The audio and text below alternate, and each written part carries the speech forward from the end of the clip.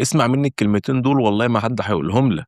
احنا 90% من اللعيبه اللي عندنا دي مش هتمشي السنه الجايه، كله قاعد يقول لك هتمشي بس هي مش هتمشي. هتمشي ازاي وهي اصلا ما بتأديش وما فيش نادي عايزهم؟ ولو مشيتهم هتدفع لهم فلوس زي ما بتدفع لاشرف داري وغيره اللي انت مشيتهم عشان وحشين. فاللعيبه دي انت خلاص لبستهم. فالحل الوحيد عشان ما نفضلش كده الموسم اللي جاي واللي بعده واللي بعده بالمنظر اللي انتوا شايفينه ده، ان اولا المشرف العام على الكره يبقى الكابتن سيد عبد الحفيظ بس، مع احترامي الشديد للاستاذ ياسين منصور. الاستاذ ياسين منصور معروف ان هو في البيزنس جامد قوي، فبالتالي هو نخليه في الاستثمارات وانه يعرف يجيب فلوس النادي الاهلي، عشان اللي احنا سمعناه ان هو عايز يجيب مدرب اجنبي تاني. طب احنا ايش عرفنا ان المدرب الاجنبي ده هيبقى حلو ولا وحش؟ فاول حل صح ان احنا نخلي كابتن سيد عبد الحفيظ هو المسؤول العام عن الكوره والمشرف العام عن الكوره، وقراراته الوحيده هي اللي تمشي. ورقم 2 ان الكابتن حسام البدري هو اللي يمسك الفرقه دي باللعيبه دي اللي مش هتمشي. وهتشوف الموسم الجاي بالكتير هيمشي منهم 1 أو 2 بالكتير، انما مفيش نادي هيدي لزيزو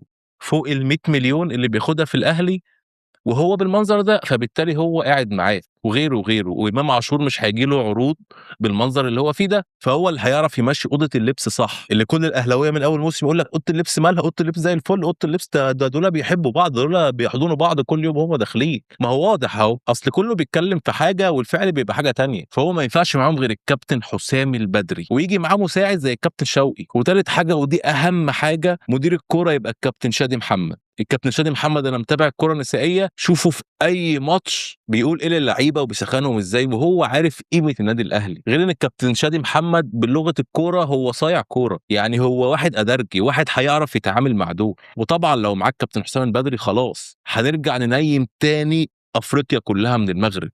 انما بالمنظر ده وان النادي الاهلي بيعين الناس بسبب احترامهم او حبه ليهم او كده، مش هنعمل اي حاجه وهنفضل كده. انا اصلا مستغرب ان يعني انا اصلا قلت هصحى الصبح هلاقي بيان من النادي الاهلي ان خلاص ترب مشى، ركب الطياره ومشى، ولا في اي حاجه لحد دلوقتي. احنا خلاص عارفين ان الموسم ده اسوأ موسم لينا، ولكن لو ما عملناش اللي انا بقول لكم عليه ده هنفضل كده السنه الجايه والسنه اللي بعديها. عمري ما شفت جمهور في النادي الاهلي يمشي قبل ما الماتش يخلص، عمرها ما حصلت.